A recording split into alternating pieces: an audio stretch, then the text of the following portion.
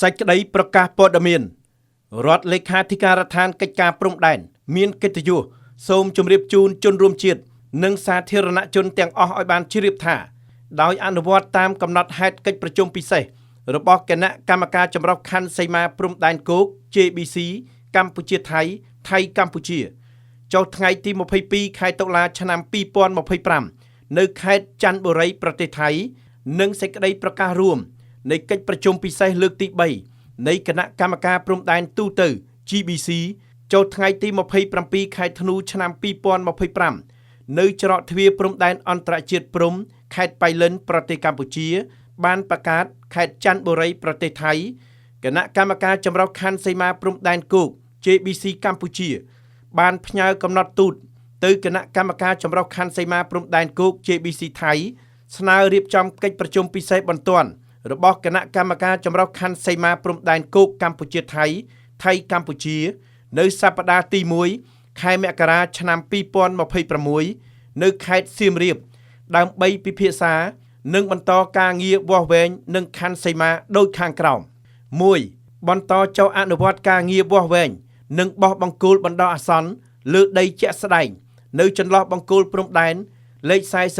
42-47ក្នុងភូមិសាស្ត្រភូមិជោគជ័យនិងភូមិព្រៃច័ន្ទឃុំអូ3ជាន់ស្រុកអូជ្រៅខេត្តបន្ទាយមានជ័យនិងនៅចន្លោះបង្គោលព្រំដែនលេខ52-59ក្នុងភូមិសាស្ត្រឃុំបឹងរាំងនិងឃុំកំរៀងស្រុកកំរៀងខេត្តបាត់ដំបង 2. ពិភាក្សាអំពីការចុះវាស់វែងនិងបោះបង្គោលបណ្ដោះអាសន្នលើដីជាក់ស្ដែងនៅកំណាត់ខ្សែព្រំដែនចន្លោះបង្គោលព្រំដែនលេខ33-37តំបន់បឹងត្រកួនតំបន់ច្រកទ្វារព្រំដែនអន្តរជាតិថ្មដាឃុំថ្មដាស្រុកវាលវែងខេត្តពោធិ៍សាត់តំបន់ព្រំដែនអូភ្លុកដំរីឃុំថ្មដាស្រុកវាលវែងខេត្តពោធិ៍សាត់តំបន់ព្រំដែនច1ឃុំថ្មដាស្រុកវាលវែងខេត្តពោធិ៍សាត់និងតំបន់ព្រំដែនផ្សេងទៀត 3. បញ្ជូនក្រុមវាស់វែងចម្រុះដើម្បីចុះអនុវត្តការងារវាស់វែងនិងខណ្ឌសីមាលើដីជាក់ស្ដែង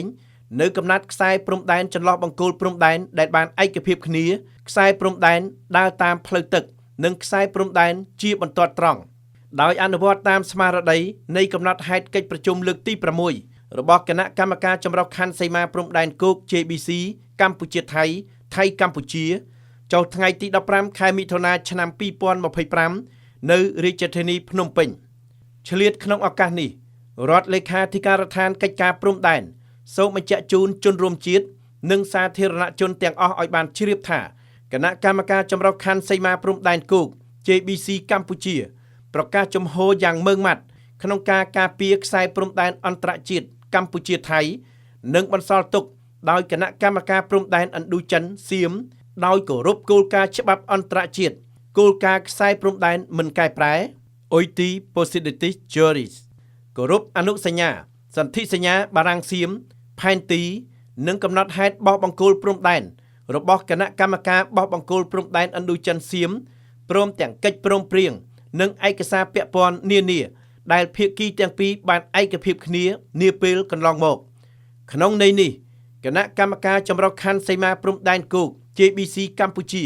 នឹងបន្តអនុវត្តការងារវាស់វែងនិងខណ្ឌសីមាព្រំដែនឲ្យបានឆាប់បំផុតជាមួយគណៈកម្មការចម្រុះខណ្ឌសីមាព្រំដែនគោក JBC ថៃដើម្បីសម្រេចឲ្យបាននៅសន្តិភាពយូរអង្វែងតាមបណ្ដោយព្រំដែននិងមិនទទួលស្គាល់នៅការកែប្រែខ្សែព្រំដែនណាមួយដែលកើតចេញពីការប្រើប្រាស់កម្លាំងរដ្ឋលេខាធិការដ្ឋានកិច្ចការព្រំដែនសូមអំពាវនាវដល់ជនរួមជាតិនិងសាធារណជនទាំងអស់មេត្តាជឿទុកចិត្តលើរាជរដ្ឋាភិបាល